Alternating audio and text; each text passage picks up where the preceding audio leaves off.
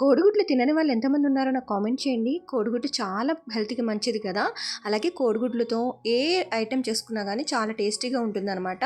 నేను ఓ రోజుకి 2 సార్లు పెట్టినా, 3 సార్లు పెట్టినా కోడిగుడ్లు అనేది ఈజీగా తింటా అనమాట. ముందుగా గుడ్లనేవి శుభ్రంగా ఉడకబెట్టుకోవాలి. ఉడకబెట్టుకున్న తర్వాత ఆ పొట్టంతా తీసిన తర్వాత నాట్లు పెట్టుకోవాలండి. ఎందుకంటే ఏగిచ్చినప్పుడు పేలిపోకుండా ఉంటాయి కాబట్టి నాట్లు పెట్టుకోవాలి. నాట్లు పెట్టుకున్న తర్వాత నూనెలో బాగా పసుపేసి వేయించుకోవాలి. గుడ్లు వేయించుకుంటేనే టేస్ట్ బావుంటుందండి.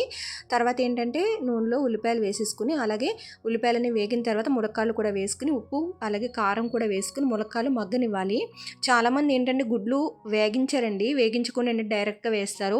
అలా వేస్తే టేస్ట్ అస్సలు నాకైతే నచ్చదు. అండ్ నచ్చకపోవడం కాదు, ఇలా వేగించి చూడండి చాలా బాగుంటుంది. నేను ముందుగానే చింతపండుని 10 నిమిషాల ముందు నానబెట్టుకున్నాను. సో ములక్కాడలు మగ్గిన తర్వాత 10 నిమిషాలు ఉందనగా వేసేసుకోవాలండి. వేసేసుకుని అలాగే గుడ్లు కూడా వేసేసుకోవాలి. గుడ్లు కూడా వేసేసుకుని చింతపండు పులుసు అనేది బాగా రెడీ అవ్వాలన్నమాట. సో పులుసు పులుసుగా బాగా వాటర్గా ఉన్నా కూడా బాగోదు. సో కొద్దిగా పులుసు కింద ఎగరనివ్వాలి. చూడండి ఇలా ఉంటే సరిపోతుంది. మీరు ఎక్కువ మంది అయితే మీరు ముందుగానే కట్టేసుకోవచ్చు అనమాట. స్టవ్ ఆఫ్ చేసుకోవచ్చు. ఈ వీడియో మీకు నచ్చితే సబ్స్క్రైబ్ చేసుకోండి.